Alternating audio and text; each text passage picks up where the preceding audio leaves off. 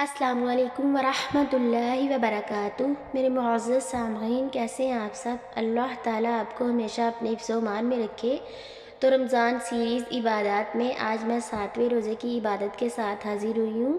پہلے 6 رمضان المبارک کی عبادات اور وظائف، ہر نماز کے بعد کیے جانے والے وظائف اور عبادات میں آپ کو بتا چکی ہوں۔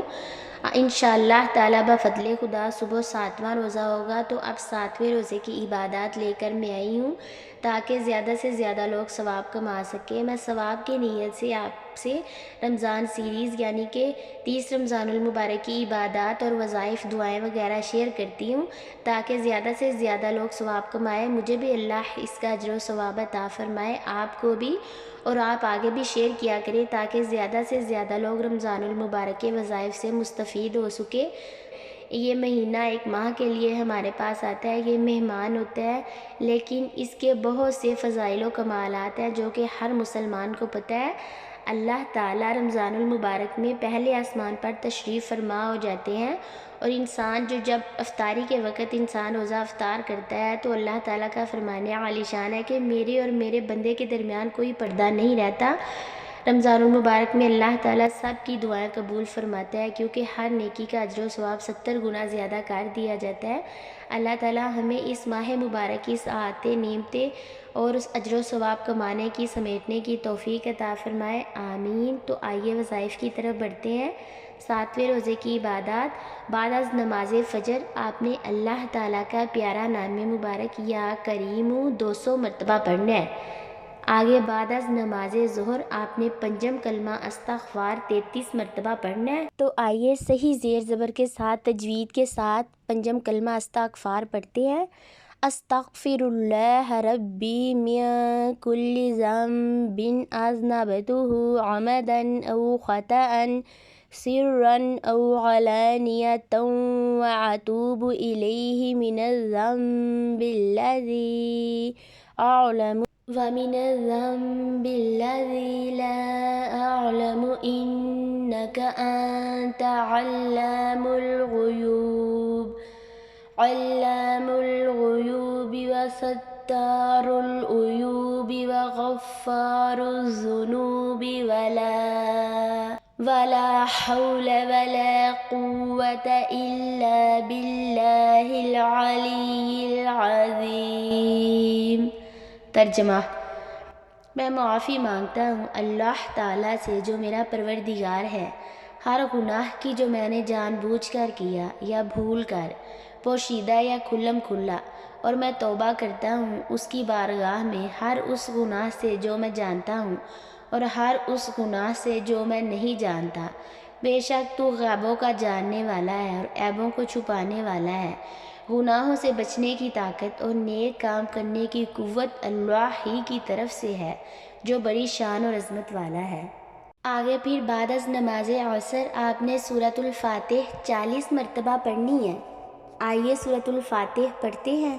بسم اللہ الرحمن الرحیم، الحمد للہ رب العالمین، الرحمن الرحیم، مالک یوم الدین، ایاک نعبد و ایاک نستعین، اہدنا الصراط المستقیم، صراط الذین انعمت علیہم غیر المغضوب علیہم ولا الضالین، آمین۔ ترجمہ: تمام تعریفیں اللہ کے لیے ہیں جو تمام جہانوں کا رب ہے، یعنی کہ پالنے والا ہے، جو بڑا مہربان نہایت رحم فرمانے والا ہے، جو جزا کے روز قیامت کے دن کا مالک ہے۔ ہم تیری ہی عبادت کرتے ہیں اور تجھ ہی سے ہم مدد مانگتے ہیں۔ ہمیں سیدھے راستے پر چلا، راستہ ان لوگوں کا جن پر تو نے انعام کیا، نہ کہ ان لوگوں کا جن پر تیرا غضب ہوا۔ پھر آپ نے بعد از نماز مغرب سوم کلمہ تمجید 70 مرتبہ پڑھنا ہے۔